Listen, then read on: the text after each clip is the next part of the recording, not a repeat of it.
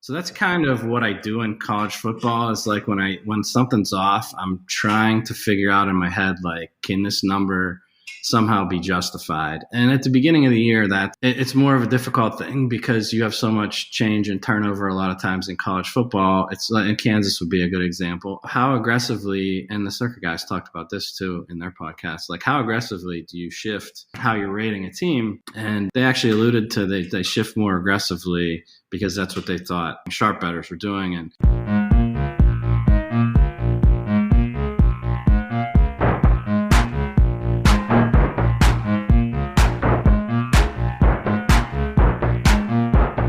welcome to another episode of the Football Analytics Show. My name is Ed Fang, your host.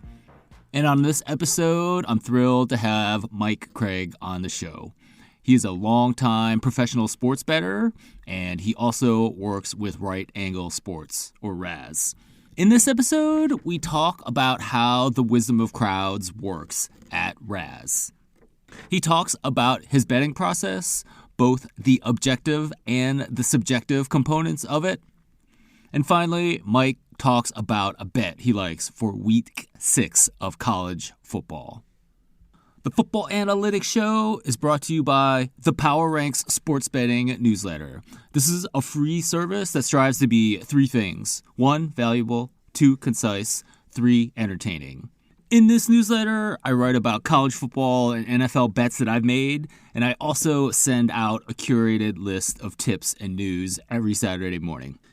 If you sign up, I'll also send you my top 5 sports betting podcast episodes, an education through your ears.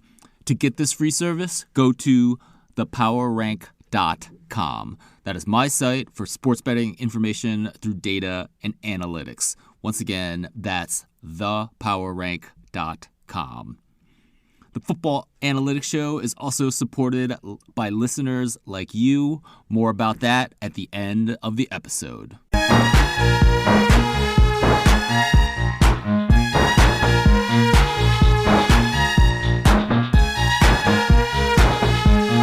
Joining me on this episode of the Football Analytics Show is Mike Craig.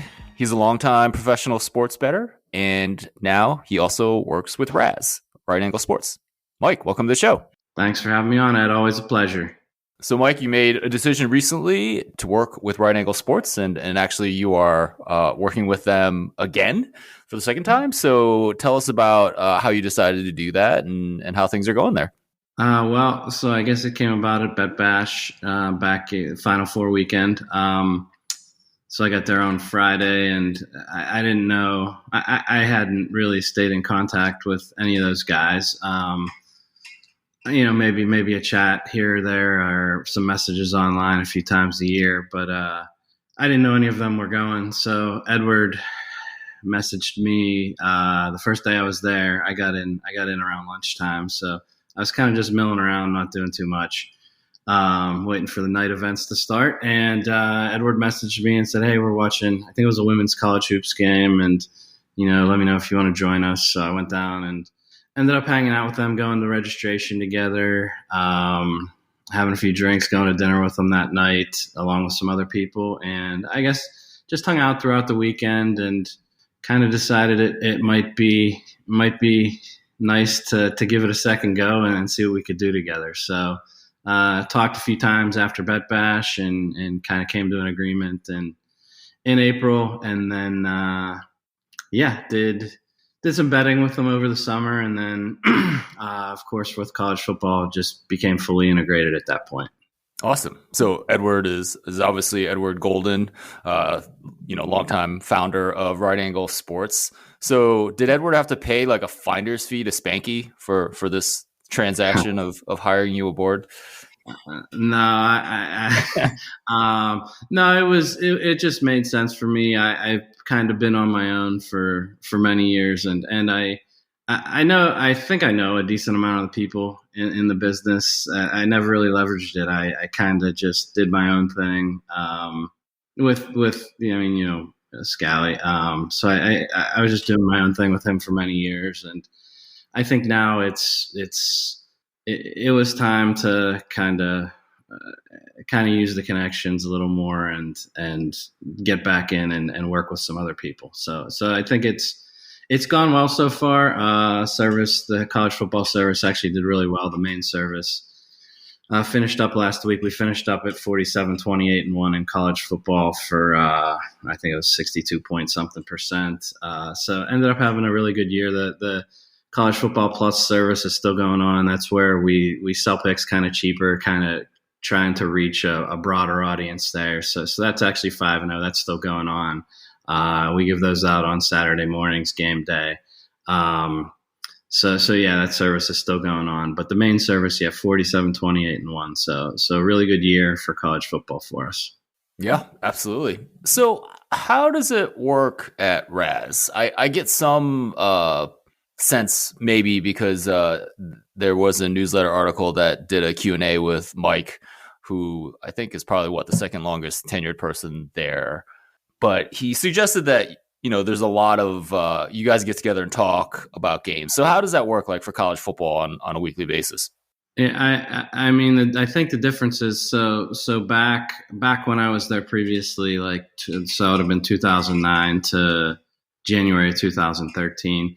It was more structured where everybody kind of independently gave their own ideas, and then if people aligned, different handicappers would independently come up with things with their own information. And then when things lined up, that was just like an ensemble model. Like it lined up to be if multiple people who know what they're doing are coming up with this, it's probably a strong play, and that's what would end up getting released. Now it's structured differently. The team's bigger, and people have more defined roles, I'd say. So now there's people coming up with numbers, there's people coming up with information, and it's all shared information at this point rather than being independent. And I think that makes for a more efficient use of the information and efficient use of people's times because you don't have people duplicating work. So I think that's really the big thing that's changed. I just think everything's more efficient in terms of how information's conveyed and shared between all the team members. So I guess it starts with for college football. I'll just talk college football in particular as an example. But on Sundays, we'll have a call in the morning to go through the next week's card. Then Wait, that night. Is this after spreads and totals have been released already? This is before any numbers come up. I mean, FanDuel's been putting up 10 or so games with point spreads, but those don't really matter in the market. So in the morning we'll get together, talk about some preliminary numbers and what we might potentially like. And then when lines come out, then we have another call on Sunday night and discuss what we're looking at, what we think might be good. And then basically there's no set schedule or we have conference calls here or there. It's just throughout the week, we're communicating constantly, talking about what we think the best bets are, what we want to send out to clients, because we're releasing sides on Monday mornings once all the off-screen books are up. And that's what we wait till everybody is up, so that I mean, this is a service catered to professionals. So we want to wait till the market's as liquid as possible, and that's when we send out. That's when we would send out sides, and then later in the week, depending on the market, Tuesday, Wednesday, totals releases. So yeah, it's really just constant communication throughout the week. I think one of the things that Edward, and you mentioned Mike is definitely the second longest tenured behind Edward. So I guess he's the longest tenured because it's Edward's company. But so we're just constantly back and forth all week long, going through information, going through numbers, and trying to come up with what we think are the best possible bets. But anyways, what I was alluding to there was I think what Edward's done that other people haven't. It's really hard to sustain longevity in this business. I think you see people It's kind of a crazy business because people have one really good year, and it can lead them to the next 5 years of success. Where one thing I think Edward's done very well is he's reinvested the money he's made through the service, through betting, through whatever, into creating a team where we have multiple people who are truly contributing to every play that's put out there. And I think that's something that gets lost is the reinvestment of the money to continue to have the longevity and the success that we've had through the years. Absolutely. I mean, the thing that's stuck out about the article that about Mike, the Q&A, was that, yeah, it does seem like you have a pretty big team. And he was talking about members of the team are longtime professionals like you that have seen everything in over a decade of betting, right? Right. And I think it leads to more of I don't know. I don't know if in practice it's true, but it should lead to a better work-life balance, I suppose, where if you miss something, there's many other people that can pick it up, or if you a lot of times someone will like a game and someone will have negatives on that game, so it just gets crossed off the list, and that's something we have that I don't think that nobody has. That's just an individual person working and releasing picks. There's no. I mean, if it was just me having a service, whatever I think is gonna be what's released as plays. But when you've got the team that we have, you have, I like this. Oh, well, did you know that 2 offensive linemen are out? And it's just a really good, to use a corporate word, synergy among everybody where there's give and take in multiple aspects of handicapping a game. Because I mean, there's guys who just use numbers. There's guys who just use information, and I think what we do is combine those two probably as well as anyone else out there. Wisdom of crowds at work. How big is the contributing team for college football? Like, how many people are on that first call on Sunday morning? Usually around 10-ish. And like you said, a variety of opinions. Some people that rely mostly on numbers, other people that are more information based. Right. Yeah. And it's just a give and take back and forth. The first call is more like, where do we think these numbers are going to come out? Then the second one is, of course, and if you have a discrepancy, let's just say we thought this number would be 7 and it's 3 or 3.5, whatever. Like what potentially caused that? Is there something we're missing? And we'll look into that game and maybe dig a little deeper to find out why we have that differential. And if we can't find a reason, then obviously that's something that would become a play or a release. So when you have 10 people, like, how many people do you need to feel very confident about it? Like, would it be 5 or is it 7 or 9? I think we all kind of come up with lists independently before we get on that call. To like, this is what I'm looking at, or this is what I'm leaning. So some of that call is just back and forth. Obviously if 4 guys have the same opinion, I guess that kind of comes that'd be after the lines come out. So in between the first and second call, once the lines come out, we're trying to come up with independent lists. So we've had the original call where, okay, this is kind of where we see the numbers coming out. Then in between that, kind of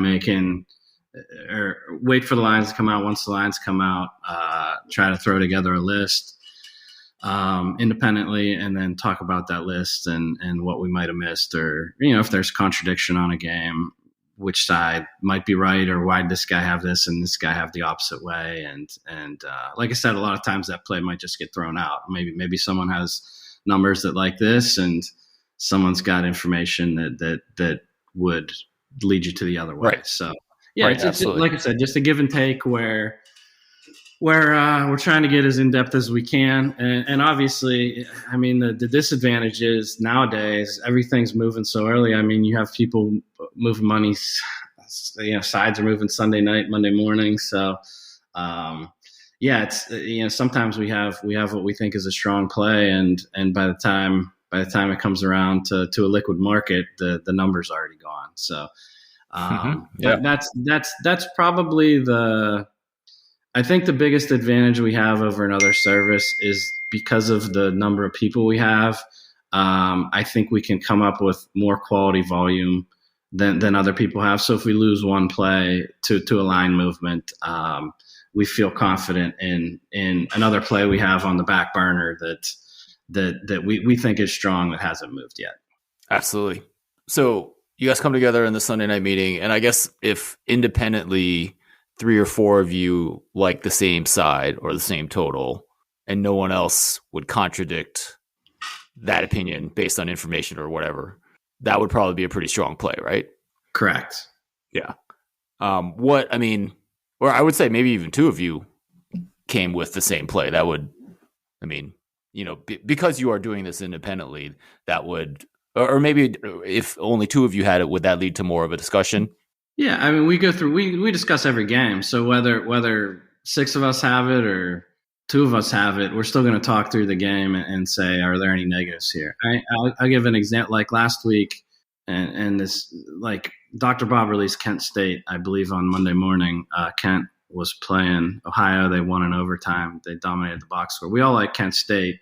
I think we probably, I think it would have been a release, but it could have been a release. But Dr. Bob, it went from 6.5, 7 to once Bob released it like 9.5, 10, and then even higher than that by the time the game went off.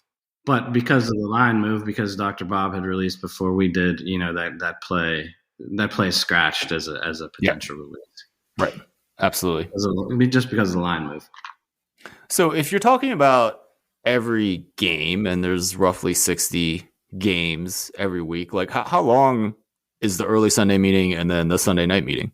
The early Sunday ones, usually it's not too long. It's probably half an hour, 45 minutes. And then the Sunday night's probably 2 hours. Okay. So you get through every game in about 4 minutes? I'm estimating here, but that's probably that's a ballpark figure. Yeah. Okay. And obviously that's a lot of work for you to get prepped for 60 games. And we'll talk about how you do that in a sec here, but you want to look everything over, right? I mean, what happened the previous week, what you may see in matchups this upcoming week, so on and so forth. Yeah, exactly. And that's like the busiest days of the week are for me are Saturday, Sunday, and Monday. Then kind of today through Thursday is less busy. Your weekend, because you've done right. The weekend's the hard part. That's the long hour days. Not that they're not all long, but there's more of a sense of urgency over the weekend because you're trying to prepare for the following week. And like I said, the shift in the market where money's moving so early makes it even more important that we are on top of things as early as possible. Yeah. So Mike, at the beginning of this conversation, you talked about how FanDuel had about 10 spreads up Sunday morning. You said they didn't matter. Why? Because as soon as Circa opens, the FanDuel number is just going to shift to the Circa number, or there's, maybe not shift to the Circa number, but it's going to find its balance. I guess you could look at. I'm trying to think of one.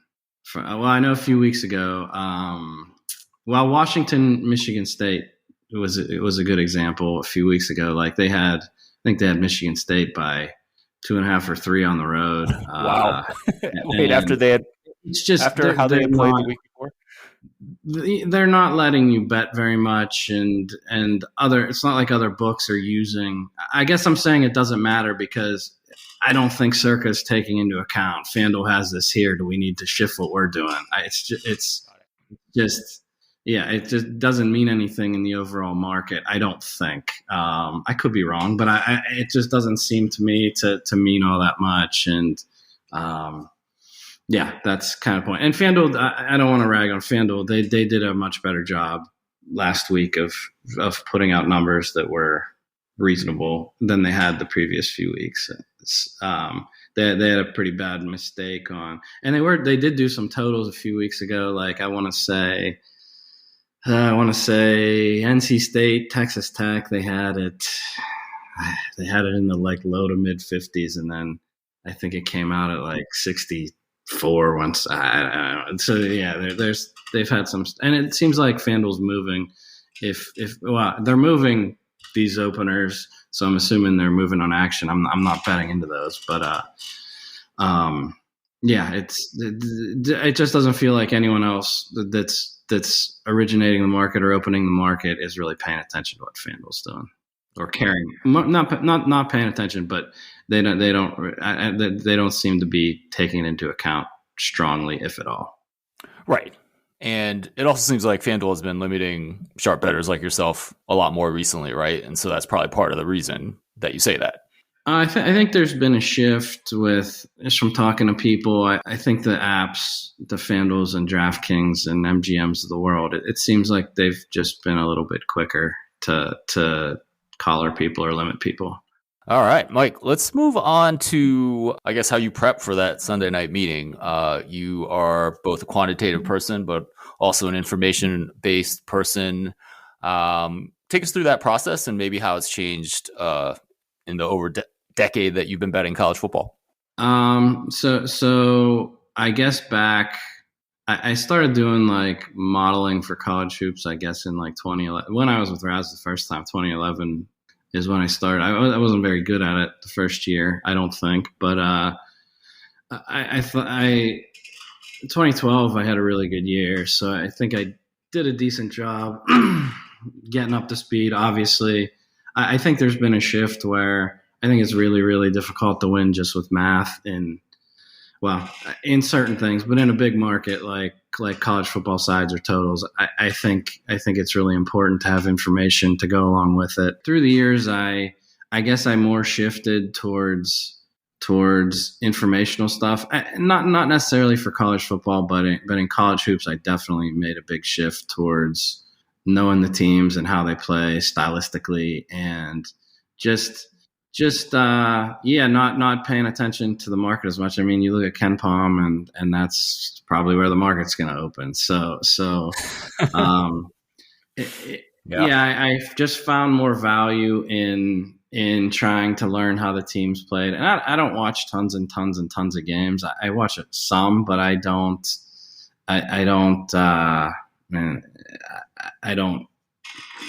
sit down on a every night in college hoops and watch every game that's on TV. I just don't do that. I might if I didn't have a family and kids and a wife, but I just don't. I have to have some time away. So I try to spend the day looking at box scores and Ken Palm and other college hoop analytics sites.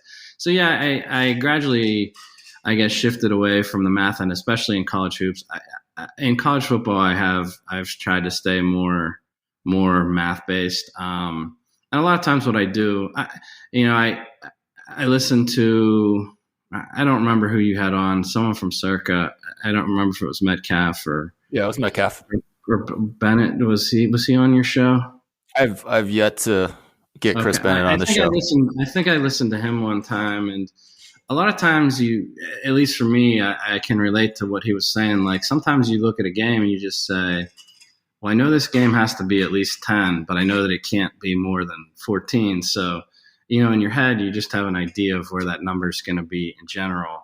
And a lot of times what I'm doing is I'm going to shift around like a team stat profile and say, let's just say I have a game where that's my thought process is, okay, this game has to be at least 10.5, but it can't be 14.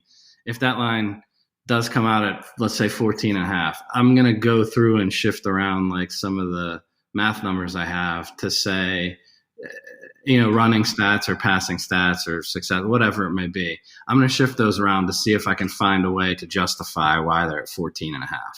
So that's kind of what I do in college football is like when something's off, I'm trying to figure out in my head, like, can this number somehow be justified? And at the beginning of the year, that it's more of a difficult thing because you have so much change and turnover a lot of times in college football. It's like, and Kansas would be a good example. Like how aggressively, and the Circa guys talked about this too in their podcast, like how aggressively do you shift how you're rating a team? And they actually alluded to they shift more aggressively because that's what they thought bettors were doing, sharp bettors were doing. And that's one thing I've tried. And that kind of goes along with justification. Like, can you justify a line at a certain price. And sometimes you can say, okay, I can justify this because this team's been really good for 2 weeks, even though the priors you had on them weren't showing that. And then, then it becomes, okay. And that's why these calls are important for us. It's like, okay, I can't really justify this number. And maybe someone else can say, well, I can justify it because of this or that. So yeah, my Saturday and Sunday night, Sunday night, I try to look at a lot of box scores. Early season's more labor intensive for me because I'm trying to manually make adjustments to teams. Just based on what you've seen out of box scores or what you see in play. So yeah, and then once we get further into the season, I think kind of, okay, Kansas is very, very good offensively. They might, the numbers will reflect that as you get enough sample size as you progress in the season. Once you get into, I think, I don't know what it is. I'm still the way I have stuff set up. Like I can say, oh, based on this year's stats only, this is what I would have, or I can say, I'm still taking into account, I think this team's overperformed, so I'm still going to use my priors at 50% or whatever. I'm going to weight this year's numbers 50%, this year's numbers 50, or priors 50%, and then you can kind of come up with a combination number. And I mean, the market's sharp. A lot of times you are pretty close to the number, and you can kind of justify most numbers that are out there. So you said like you try to justify what the market number is. So is that something like, oh, well, maybe I'll try to make a prediction based on success rate and see if I can get as high as the market has it, or, some other aspect of your model? Is that kind of what you're doing? Well, I did VSiN last week and I talked about like Oklahoma TCU, and I was completely dead wrong, which never feels good, but I just didn't feel like you could. I felt like Oklahoma had to be at least a touchdown favorite, and like I said, I was completely wrong on that. But I'd made pretty strong adjustments on TCU, and I just didn't think they were there in terms of being less than a touchdown underdog in that game. And I guess my misstep there was the Oklahoma defense. Yep. I don't know if I was. I think I was wrong about TCU, but I think the biggest mistake was I wasn't. I just had in my head that Oklahoma was significantly better on defense than they looked in that game, and I did watch some of that game. It was just big play after big play. It was crazy. Right. Well, I mean, Kansas State did that to him the week before too. Yeah, and I should have known that week because I kind of thought, well, Martinez had been so bad throwing the ball that I didn't know that Kansas State could move the ball on him. I probably it definitely missed that on my end. Like Martinez just threw the ball against this team when he couldn't do it against Tulane. So yeah, there's stuff like that, and luckily we didn't do anything or send Oklahoma out as a play or anything. But yeah, it's that was one of those games where this is gambling. Like you're speculating. A lot of what you're doing is just educated guesses, especially when you're talking about the subjective end of things. You're just making educated guesses and hoping for the best, really. Yeah, no, absolutely. I find it. I think in this business, you have to, maybe not embrace, but you have to acknowledge that you're going to be wrong. And in no way do I think you or me or anyone else should get any, get too much criticism for being wrong. You're going to be wrong in this business, right? I mean, you're praying to be wrong only 45% of the time, in some sense. Right. And, absolutely, and that's really I think. The lack of, and this isn't a criticism of newer people in the business, but I think someone I gave out on the covers release show, or I don't remember what release show it was, but I gave out Utah State and UNLV over 60.5, I think it was, and 43 points staff didn't make it over.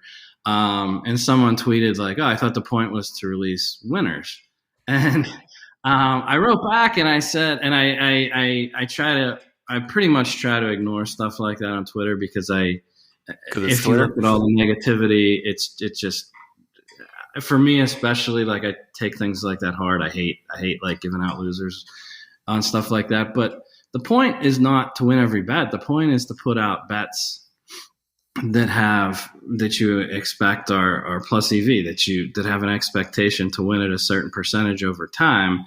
And this Yeah. notion that professionals win these absurd percentages is just a nonsense idea. So I wrote back and I said the purpose of the service is ultimately results. I didn't write all this, but just to expand on it, like the purpose of the service, obviously, it's a results based business, and at the end of the day, over time, you want to show a winning percentage, a strong winning percentage, as strong a winning percentage as you can. But I mean, like you said, 55% is great in these markets. And I don't think that newer people to this business really grasp that necessarily. But it's a volume game. And if you keep putting out solid bets over time, you're going to show hopefully a strong winning record. And that's I think what we've been able to do better than anyone else is consistently put out good bets throughout the season. And that's another thing. You could put out a bet that's a terrible bet, and I don't, just let's just say you completely misread a game and you put out a bet and it wins, but the team got absolutely dominated in the game, but they had 2 pick sixes and Right. they're +4 in turnovers or something like that. Like Yeah. you can give out a bad bet that's a winner, just like you can give out a good bet that's a loser. And people get too fixated on short-term results, and that's really I mentioned it earlier. Like some of there's services out there who have one monster year, and everybody thinks they're going to repeat that over time, and it's not a repeatable thing. And I think if there's anything you could say about right angle sports in general, it's that over time it's a proven commodity. It's not a one hit wonder. Absolutely. And I like how Raz has made you the media guy. So you're on Gil's show quite a bit. I think you just mentioned you were on covers. Yeah, people are probably tired of me, but No, not at all. Hopefully, not I get a little break here with the football service being done. Hopefully I get a little break here. But yeah, I don't mind doing it. It's not. I used to be totally uncomfortable in this kind of setting, but I've gained more. I've become more comfortable, I guess, just talking. And I like when it's more conversational like this and not like an interview. Like this is the first. I don't even like to know. Like I do these Twitter spaces with Eddie Walls every week, and I will say like I don't even want to know because I get nervous. I don't want to have anything rehearsed. Like I just want to speak off the top of my head, and I get nervous when I'm like rehearsing. Not that I rehearse, but I don't want to work from notes. Like I don't have anything written down in front of me. I'm treating this like we're sitting at the bar having a drink. Yeah, that sounds good. And we should mention those Twitter spaces. It's I believe Thursday at 6:30 p.m. Eastern. We've kind of been back and forth on some times, but right now it's Thursday. If we like last week, I actually had plans to go to dinner with somebody, so we moved it up last week. But typically, it's going to be Thursdays at 6 p.m. Eastern, 3 Pacific. I don't know how many more we're going to do. I think we kind of wanted it to do it through the college football service. So I'm not sure what the plans are, if it's to continue that or not. But yeah, Eddie and I pretty much just get on there, and he comes up with a format and asks me questions. And I'm always nervous, like you were probably nervous interviewing him last week because he knows like every coach and every player and every backup quarterback. It is insane. That's not my wheelhouse. So I'm always a little bit nervous, but I'd almost rather not have the questions ahead of time. I still want to just, and sometimes I don't. Sometimes he asks me a question, I'm like, I don't know, but yeah, no, it's absolutely intimidating talking to him about college football, and I do feel like I know something about college football, and it's still really intimidating. All right, Mike, let's move on to a game. So College Game Day is going to Lawrence, Kansas, and it's kind of surprising. So TCU is playing at Kansas, and Kansas looks kind of legit. And TCU just blew the doors off of Oklahoma last week. So, you talked a little bit about TCU.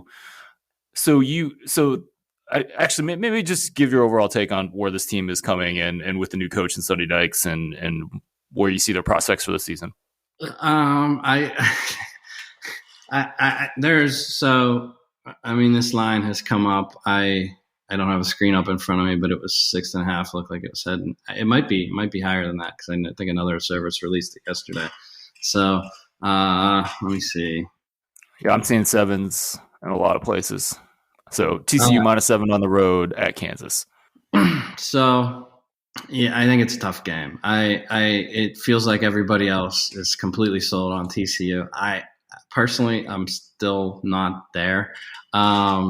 I could be wrong about that. I do think Kansas is legit. Like, they got outgained last week by Iowa State by 100 yards, exactly 100 yards actually, but they actually, from a yard per play perspective, were better than Iowa State in that game. So in 14-11, which was kind of confusing because they had been playing in these shootouts and high scoring games.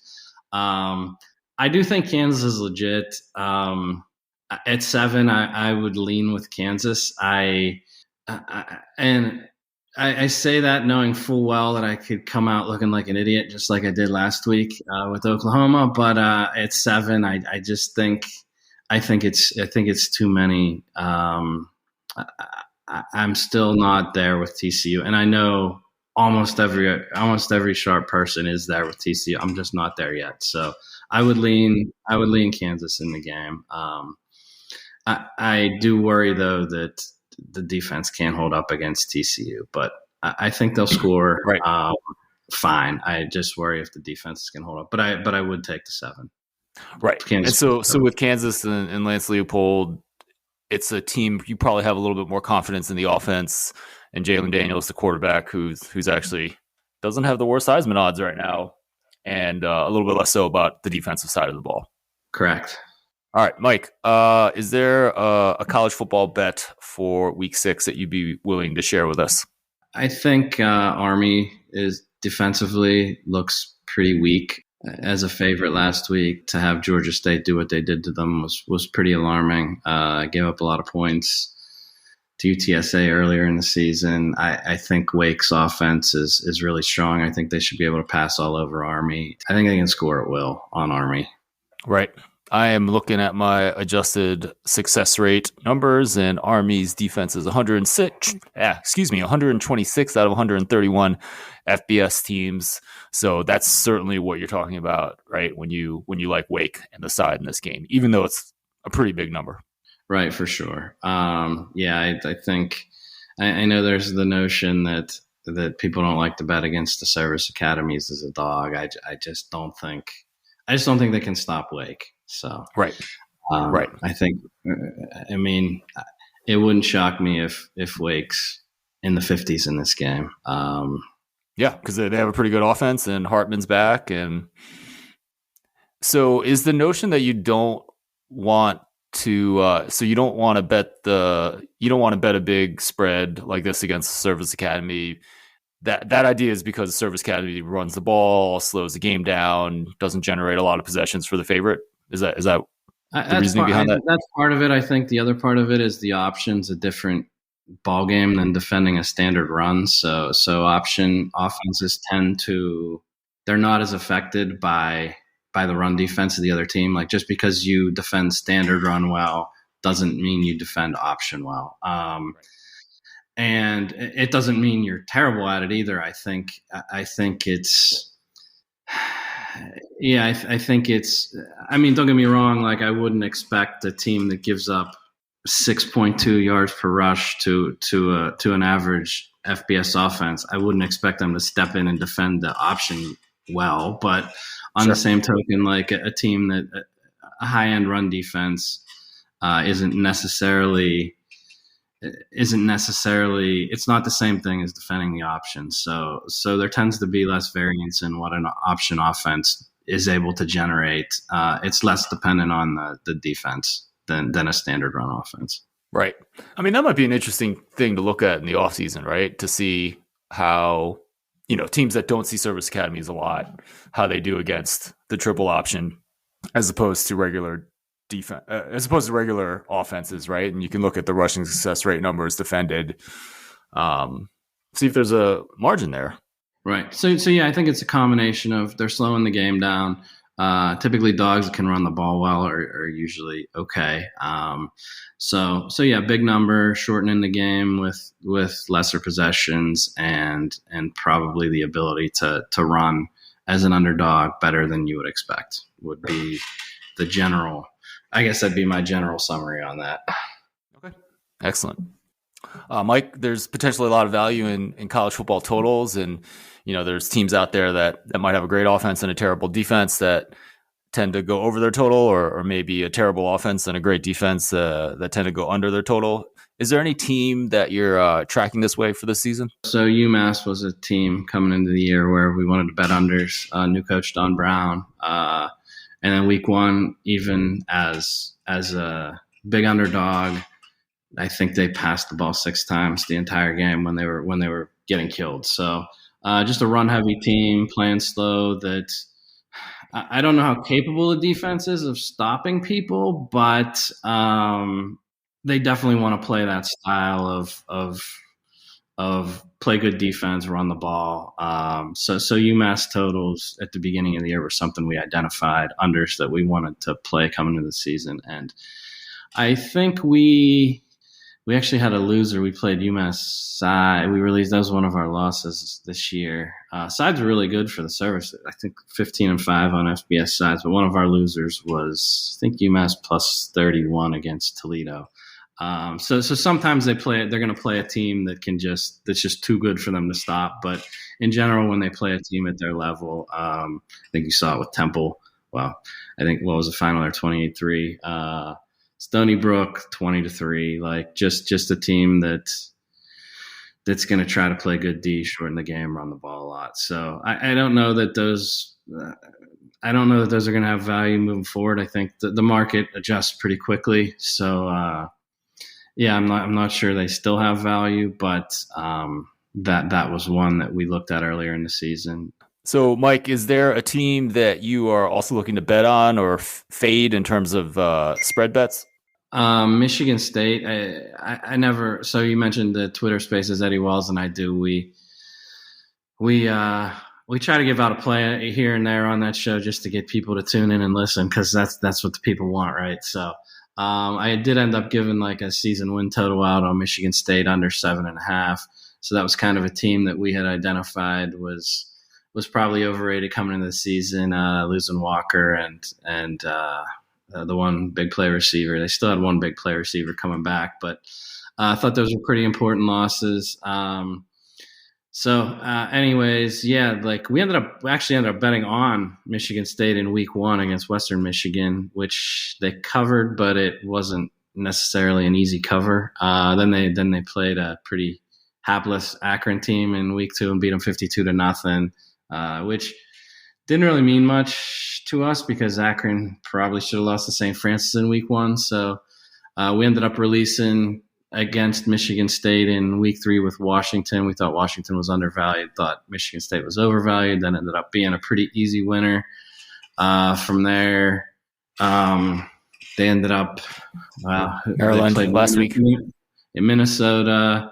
Played on Minnesota there, and then we played Maryland last week. So I don't know that there will continue to be value fading them, but and it wasn't just like a preseason thing. They've also been pretty banged up on defense. They looked really bad against Michigan, and then Maryland covered against them last week too. So I would actually lean Ohio State against them this week. I think Ohio State probably covers the big number. I just being banged up on defense and just not looking real good offensively either. So that was kind of a play on, like I said, or a play against, sorry. So yeah, I assume we'd probably play a little bit of Ohio State this week, possibly. Yeah, Michigan State is also a team that I had overrated. One of my three overrated teams coming into the season. And it's, a lot of the reasons that I thought they were overrated coming in the season was because their success rate numbers were so bad last year, both on offense and defense. And Right. Yeah, their yards per play numbers weren't bad last year, but they got a lot of big plays out of Walker, and Naylor, I think, is the receiver they lost. yep, exactly. And now, their success rate numbers look better this year, and their yards per play numbers look terrible. Um, and it was a team that I kind of thought betting them against Maryland simply because Tungo Vailoa, the quarterback, wasn't necessarily going to play. He played. Michigan State again looked terrible. And I guess I want to ask you, what's the floor of this team? Are they an FBS average team? Are they worse? I think they're below average for sure at this point. I think, well, I guess so. 66 would be dead average. I think from an overall power rating perspective, they should probably be in the 70s right now. Yeah, yeah, and that would certainly suggest that you should bet Ohio State. As Ohio State's one of the best teams in the country, probably at least 20 some points better than FBS average. So I'm pretty pumped about my overrated list, right? Because I had Notre Dame and Michigan State, which have been looking pretty good most of the season, and then I also had Pitt, and they lost to Georgia Tech late on Saturday night as well. So we'll see. I think the jury's still out on Pitt, but yeah, those are my three overrated teams. Yeah, those are three good ones. Three good ones there for sure. I know. I think I'm pretty sure I chatted with you before them, before I finalized that list. So Mike, how has betting been in 2022? We're at a stage where there's a lot of these square books out there in the United States, and you can bet online. How has betting been recently?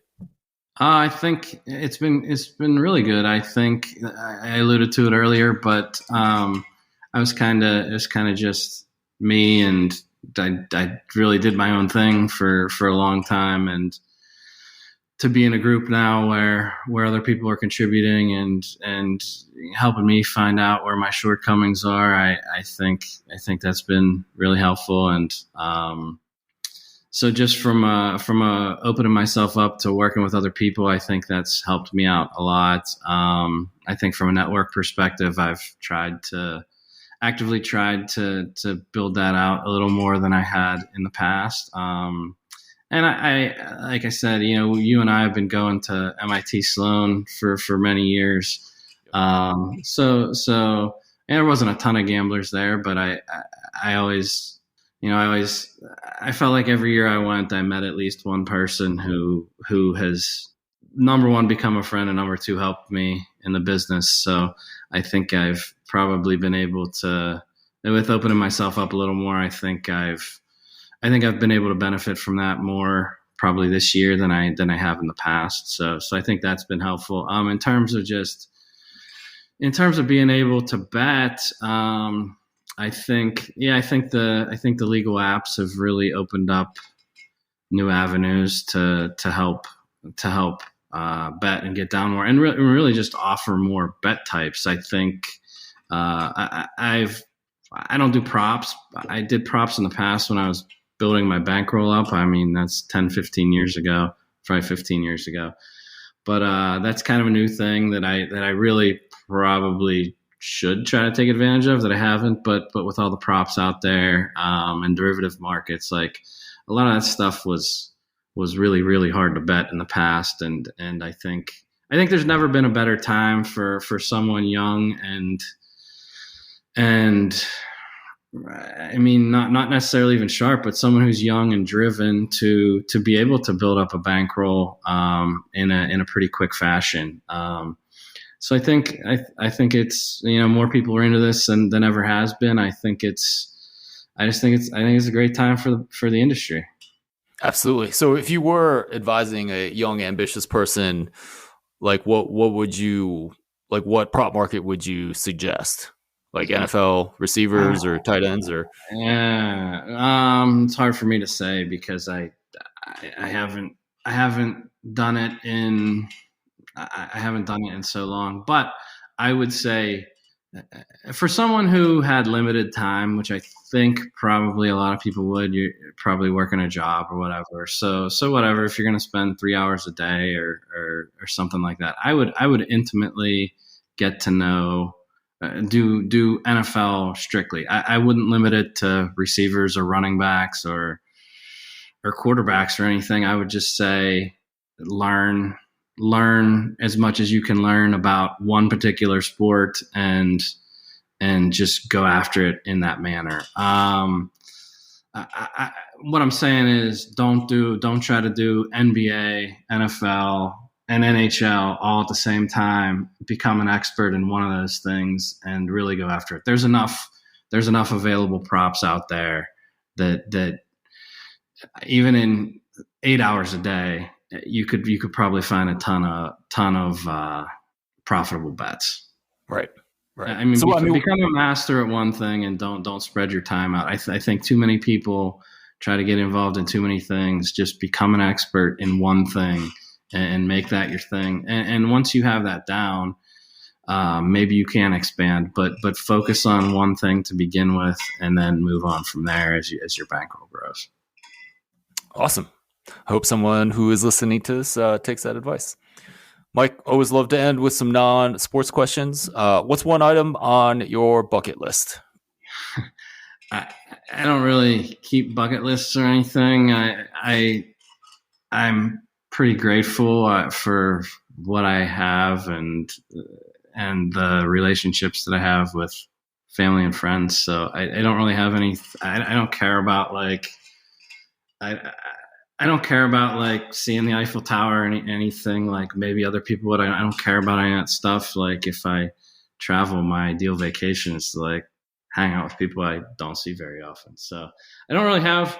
I was thinking about this, and I guess I mean this might be a silly answer, but I think it would be awesome to have a craps table or something with all the people in in the betting industry that I enjoy hanging out with, and just have one roll that goes on for like an hour and a half, and I mean that sounds like everybody with a drink in their hand just winning money hand over fist at a craps table. I think that'd be a pretty cool thing. That sounds like something that could absolutely happen at the next Bet Bash. It probably could, yeah. The winning would probably be the hard part. The hour long. Yeah. Well, but I mean, obviously, if you sit at the craps table for long enough, you'll get some winning streak there, hopefully. Despite the negative EV, right? So, all right, well, this will be a Bet Bash bucket list thing that we'll make happen at the next one, which I presume will be in Vegas, but yet to get any announcements about that yet. Mike, what would you put on a billboard that would be seen by 1 million people? I would probably put something. I tried to come up with something clever here, but that's not really my game. I would probably put something up that said like, success isn't determined by money, by how much money you have, or money can't buy happiness, or something along those lines. Because I think, I feel like the era that I'll sound old here for a second. I feel like this era of everybody posting themselves on social media with money. I feel like the younger generation has come up conditioned to believe that success is determined by how much money you make, and I don't know. I just think and I used to think that too. So I'm certainly not criticizing anybody who has that notion in their head, but I think it's more important to. I mean, what good's all the money in the world if you go to a job and you work 60 hours a week and hate it, and you have no people in your life to share that money or experience things with. I just think we're conditioning younger people to think that money can buy happiness. And don't get me wrong, I think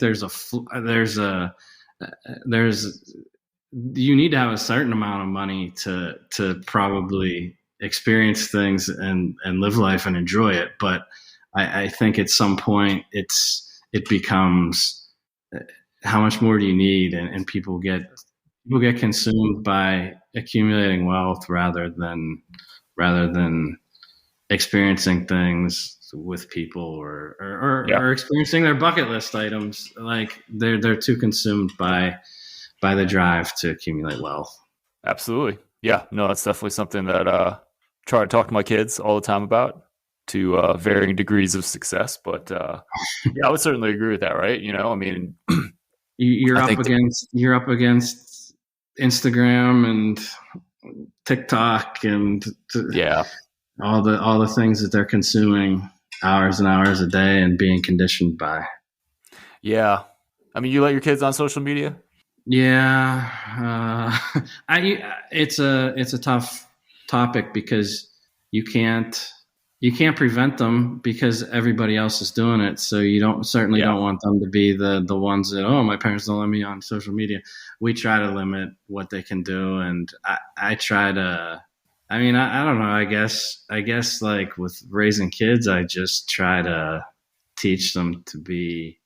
My son's starting to apply for colleges, so I I say like, what do you want to do? And it's, oh, I want to do this. Why? Because they make a lot of money. And I'm like, that's the wrong answer. Like you yeah, should try to do something that's going to make you happy and fulfilled, not necessarily pick a career because you think money is going to be what brings you happiness in life. So I don't know. I just try to, I guess I just want them to be like, I tried to raise them to be good people uh, that don't think they're better than anyone, because that's like my pet peeve in life is people who think they're above everybody else. And there's people in this business that are like that. I'm sure you I know a was few. But I was just gonna no, say, there's no one in the sports betting world that thinks they're better than everyone else. That couldn't but no. possibly be. So yeah, that's um, just goes along with everything we talk about. But yeah, I do worry social. Like sometimes I'll check my son's screen time, and he's got two whatever an hour and a half, 2 hours a day on TikTok. I'm like, this is ridiculous. This can't be good. So yeah, and I would rather them play like Clash of Clans or something than or Minecraft than be on Right. TikTok and being indoctrinated with nonsense in a lot of cases. In my Yeah. opinion, that's my opinion. No, for sure. I mean, my 13-year-old's not on social media much, but still kind of talks about the big house he would like more than I would like him to. You know what I mean? So Yeah, maybe and that's he spends a lot of time on YouTube, so I don't know if that might be it, but yeah, and I've never had a nice car. The only thing, hey, Eddie Wells talked about this one day. He's like, you ever treat yourself? I'm like, I don't care about having like designer clothes or a high end. I don't care. I don't ever leave my house. Why would I need a? I mean, why would I need a? I don't know. A BMW. I don't need it. Like right. I'd rather have that money in my bankroll than spend it on a car.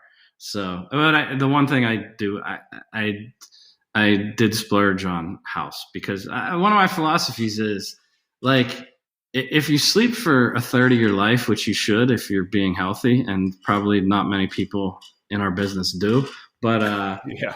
you should Right. have a hell of a nice mattress, right? Because you spent a Yeah. third of your life in your mattress.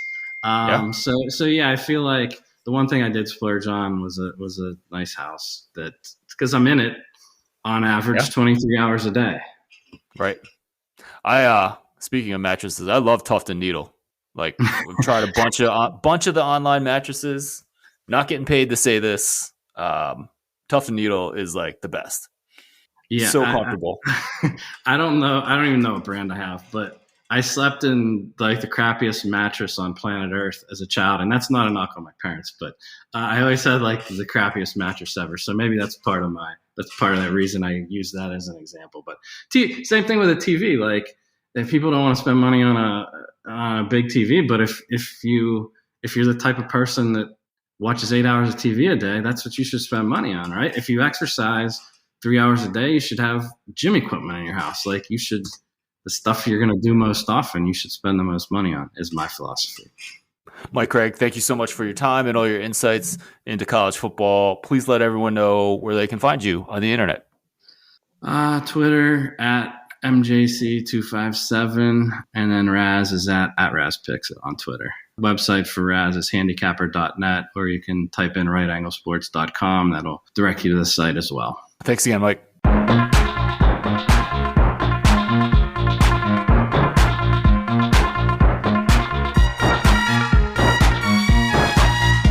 This is Ed Fang, host of the Football Analytics Show. I really hope you enjoyed that conversation with Mike Craig. I really enjoyed talking with him about the process they have over at Raz and how they get together and talk things through. And Ed Golden's been doing it for a long time, and the service is probably just getting better as the years go on. Just a reminder, you can get my free sports betting email newsletter. Go to thepowerrank.com. This podcast is also supported by listeners through Patreon. At the $5 per month level, you get my sincere thanks and also a patron-only episode every month. Right now, there is an episode on college football teams and some insights from adjusted success rate calculations. At the $10 per month level, you get everything at the lower level, but also the Establish the Pass mug when you sign up. I've gotten a lot of compliments on this mug, and it's the same one that I drink my coffee out of every morning. There's also a third tier if you really want to engage with football analytics. To support the Football Analytics Show, go to patreon.com/footballanalytics. Patreon is Patreon. Football Analytics is all one word. Once again, my name is Ed Fang. Thank you so much for listening to the end of this podcast episode. I'm honored to be the host. I will talk to you again next week.